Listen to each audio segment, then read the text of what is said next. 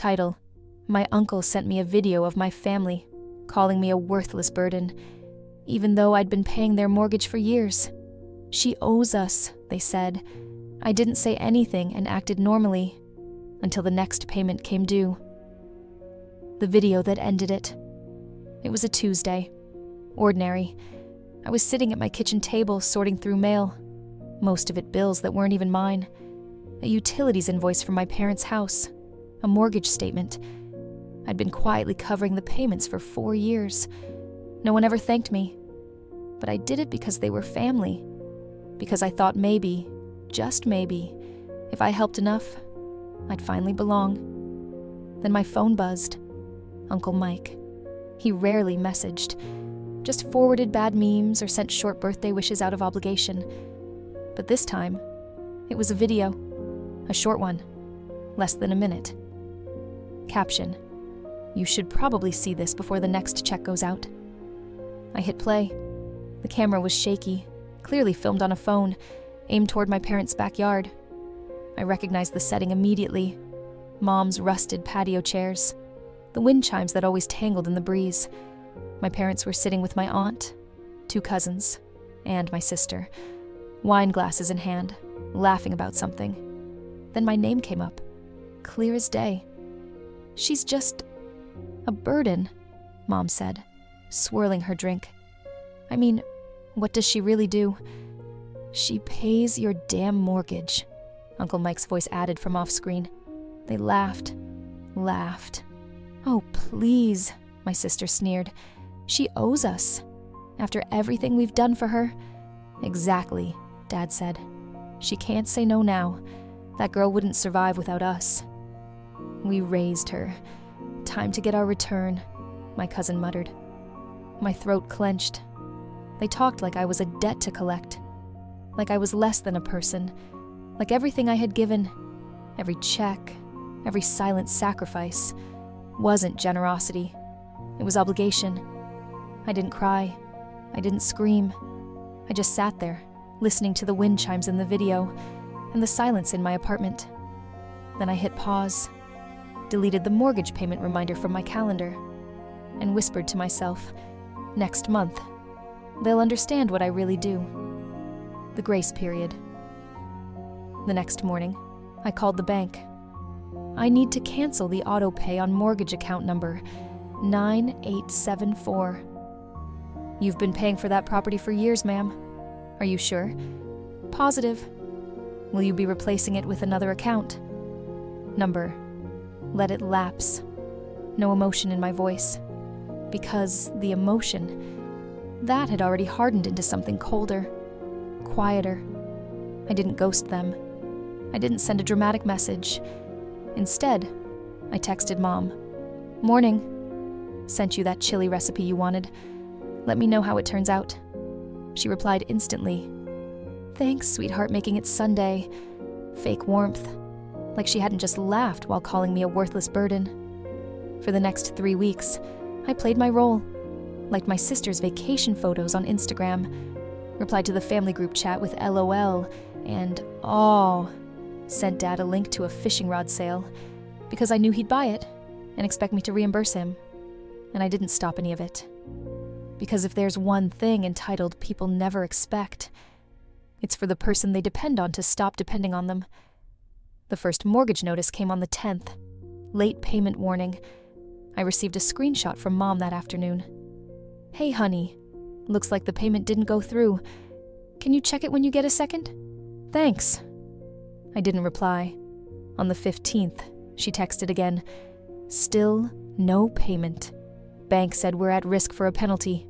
Just a heads up. Still nothing. By the 20th, Dad texted me directly.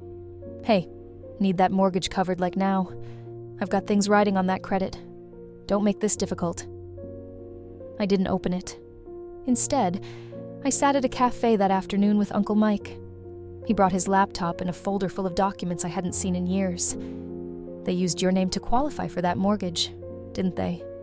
I nodded. Joint signature. I covered the down payment.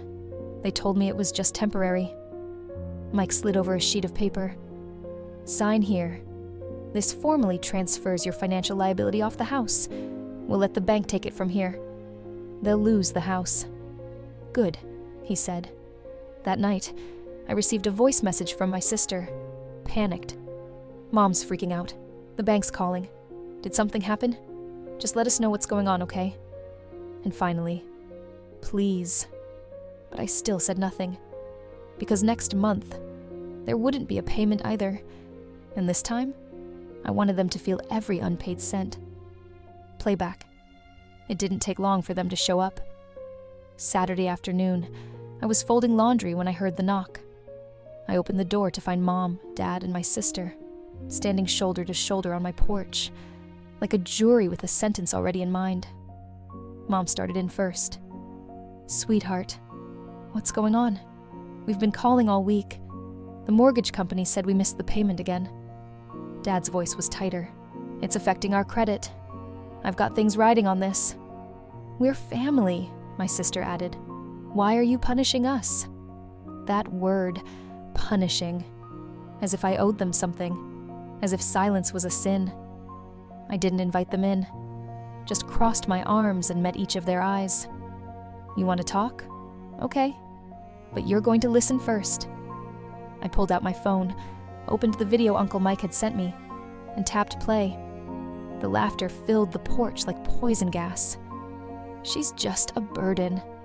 She owes us. We raised her. Time to get our return. None of them spoke. My mother's hand went to her mouth. My dad's face went blank. My sister had the nerve to look offended, not at the words, but at the fact she'd been caught saying them. "You said those things while I was paying your bills," I said softly. "Every check, every month, quietly, without asking for anything." "Claire," Mom whispered, "we didn't mean—" "But you did. You said it. You believed it. You laughed about it." "It was a joke," my sister tried. It was the truth. Your truth. You all just never expected me to hear it." I stepped back and folded my arms again. "You asked what happened. That happened. And now the payments are done.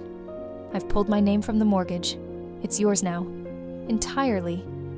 Dad's face twisted. "We'll lose the house. Then you'll learn what it feels like to pay for something and still not be appreciated." "Claire," Mom said, almost pleading, "we didn't mean to hurt you. But you did. And the worst part? You weren't even sorry. You were smug about it." They stood there, silent, as if waiting for some grace they hadn't earned. I didn't yell. I didn't cry. I just let them stand in the wreckage of their own words. And then I closed the door. The weight they built. 3 weeks passed. The silence was louder than any apology. No more texts. No more late-night voicemails. No offers to talk it through. Just silence. Except from the bank, which wasn't nearly as quiet. Uncle Mike called one afternoon. "They're panicking," he said. "Your mom called everyone, even Aunt Linda, crying about foreclosure like it came out of nowhere." "Did you tell her why it's happening?" "Oh, I sent the video to the whole group chat before she could spin the story. Told them the real reason they're losing the house is because their worthless burden got tired of being used." I exhaled through a smile. "You didn't have to do that." "I know, but someone should have had your back a long time ago." By then, foreclosure notices had already been taped to their front door. Neighbors saw them, talked about them, whispered when my parents passed. Their shame wasn't public because of me. It was public because they built their lives on my silence. And now, that silence was gone. I got one final email from my sister. Just one line. "How could you do this to your own family?" I didn't reply, because she still didn't get it. I didn't do anything to them. I simply stopped doing everything for them. Meanwhile, I used the money I once sent them each month to apply for a home loan. My own. A place without their name on it. A place built with the money they assumed would always be theirs. And this time, the name on the deed was mine, only mine. When the door closed, foreclosure became final in early March. A clean, cold process. They had 30 days to vacate.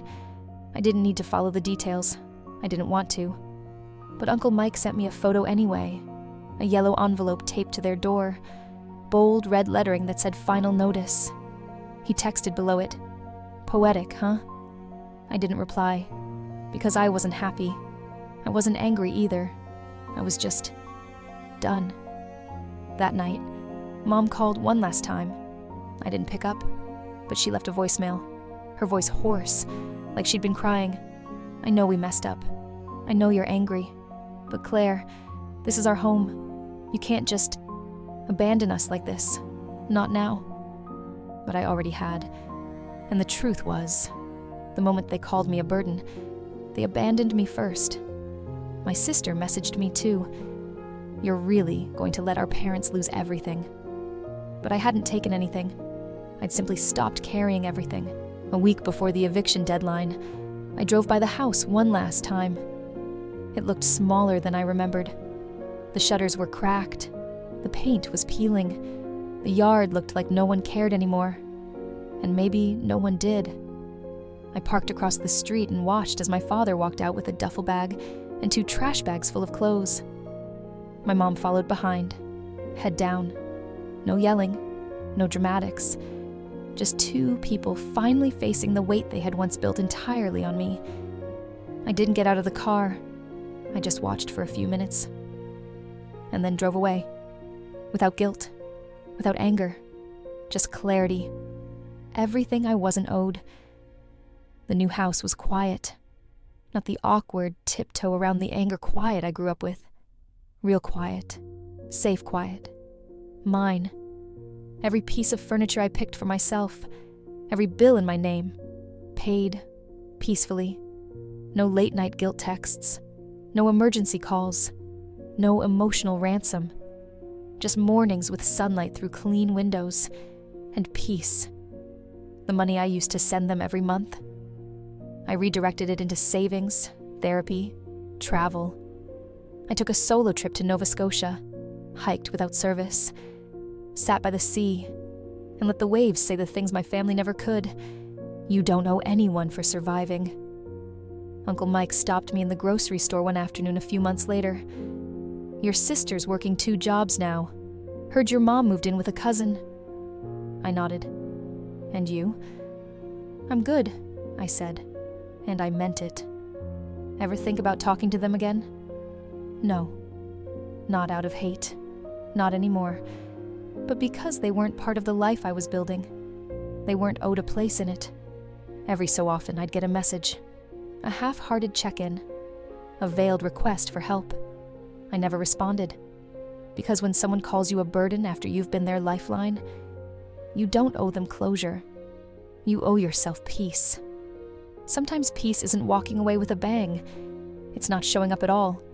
It's letting the people who misused your kindness feel the weight of your absence, and watching, calm, whole, as they finally learn the person they called worthless was the only thing keeping them afloat. And now, they're drowning in their own reflection. And I'm not there to save them. You are not alone. And you are so much stronger than you think. Tap that subscribe button to join Twisted Justice, where we share tales that heal, inspire, and remind you that even the deepest heartbreak can lead to the most beautiful new beginning. Share this with someone who needs a reminder that revenge isn't always about getting even. Sometimes, it's just about getting better.